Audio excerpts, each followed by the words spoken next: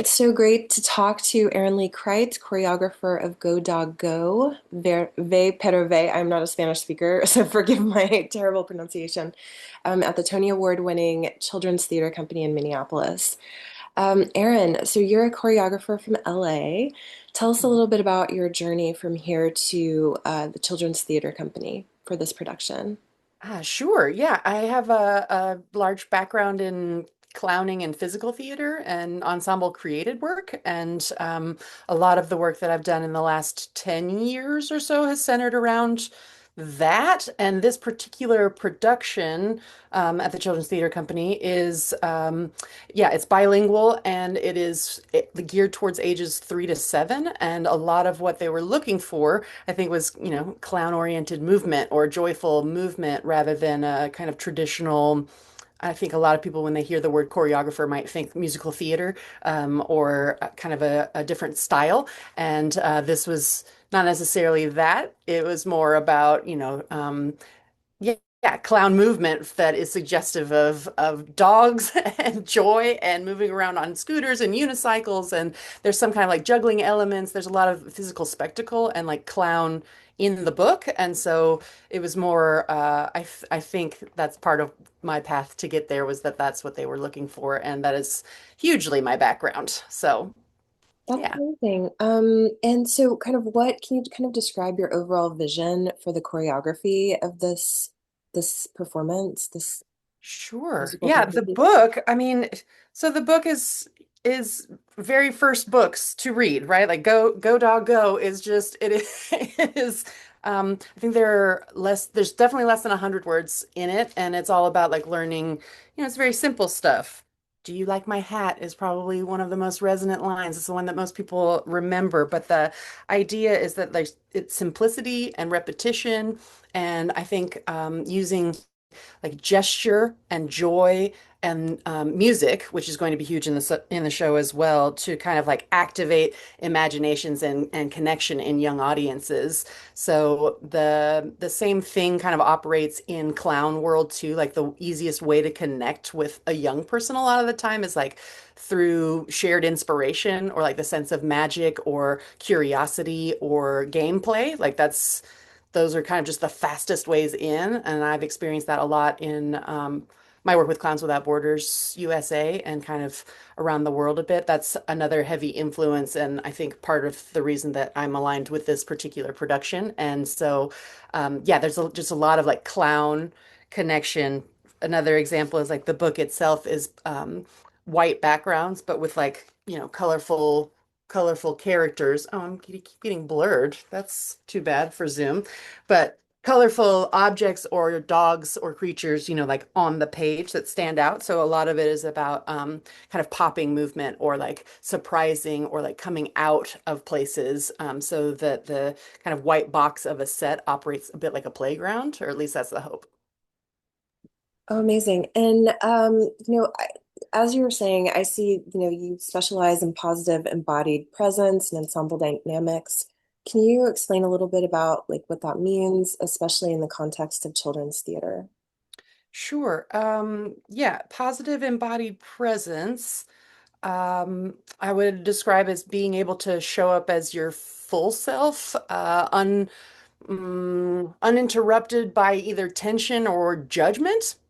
I think is the fastest way to say it. Like to be able to kind of show up, yeah, with your full self without kind of blocks in the way, be they, yeah, physical or mental kind of blocks that keep the channel from being shared. Martha Graham would describe it as an open channel, and I think the positive embodied presence is like as much as you can bring of yourself that is available to play with others that you show up with that, not to kind of like mask or push through things that you need to sit and feel because our world is full of, I mean, we deal in heightened emotion daily, so to deny that part of ourselves doesn't feel right. But at the same time, it is how much of that can we kind of metabolize and move through, which choreography or physical theater really allows us to do, and kind of provides catharsis for that emotional, like the kind of the negative territories that a lot of people don't necessarily want to sit in. We kind of metabolize. And so being able to foreground joy in this one, like we don't, there are no kind of tragic moments in this one. The heightened emotion is not Greek tragedy. We are in a pure like joy zone for this one, which is really kind of rare and wonderful that such a big and reputable and incredible company like Children's Theater Company is creating a production like this for such a young audience. Like that is really wonderful. And I think really profound for a young person like 3 to 7 to have a first play that is as big and exciting as this one. I love that. That's great. And do you have what's been your favorite part of working with kids in that age range? Oh my gosh. There so many things, but availability is just the first one. There's like mm, I don't know, and kind of lack of filter for gameplay of like just the idea and try it of like, what's this do? And like imagination just kind of runs the day if you let it, right? Like kids at recess, kids on the playground, that's like, to me, that's kind of like life at its very fullest for expression and creativity. So as much as like I don't know, as much as I as an adult can tap into that and or facilitate that, be a part of it in any way, the more I feel like I get vital life force just stoked in me and like that ripples in ways that are innumerable and immense. So yeah, that's very exciting to me about this production as well, or just working with that age. There's like mm, if one person decides to play, the like waves of everybody playing are just, I mean, it's just astounding to go. Like all of the Clowns Without Borders work specifically that I'm thinking about right now is kind of you get out of the car and there might be some kind of trepidation or hesitation with people, and then you find the one kid that's like, oh yeah, I want to play. And then they invite you to the game or you find the game together. And then all of a sudden people are like, what are they doing? What's that? What's that? And then there's more kids running like, what are y'all doing? And then it just grows from, two people get an idea and then all of a sudden there could be thousands of people playing. And the byproducts of that are just also innumerable. Like when you establish connection through play like that, there's like I don't know, the sense of trust and mutual dignity and like, yeah, creativity is just kind of all flowing. And you didn't even have to talk about that to create it. And that's just magical to me too. That is magical. I love that. And just shifting gears a little bit, we were talking about your travel plans for today. You live in Los Angeles, but you're traveling to Minneapolis. Just I guess a couple of questions with that. How does that work? Just logistically traveling from LA to Minneapolis for this choreographer role. And then secondly, are there any places about LA you miss when you're in Minneapolis? Sure. Yeah. I was born in LA and then raised in Kentucky and then moved back to LA as an adult. And the travel component, I mean, pre-pandemic, I was living a pretty self-produced life, like educator for 10 years, but there's that time, educators get that summertime to either be in professional development or continue work in multiple ways. So I was very regularly or like inside of an academic year, pursuing studies like Alexander Technique or another like somatic experience. And so the idea of traveling again, pre-pandemic, I think in 2019, I took something like 72 flights just to kind of move through, and that was 6 countries and 12 states or something as well. And that was, again, to facilitate in a lot of places where yeah, it was, I don't know. The travel kind of made it all possible. Like, unless it's like, well, I'm already going to Nicaragua for this Clowns Without Borders trip. I know people in Costa Rica. I'll be that much closer. So if I can just stay, and it just kind of keeps going that way, especially if you're living an artistic lifestyle, you almost kind of have to build that way in order to make it sustainable. So I was traveling a lot. And then now post-pandemic, as travel, increases again for everyone, that has also become even more a necessity for me in my job. like to work artistically and kind of in a project-based lifestyle, not a full-time regular gig, that is requiring, I think, more and more travel.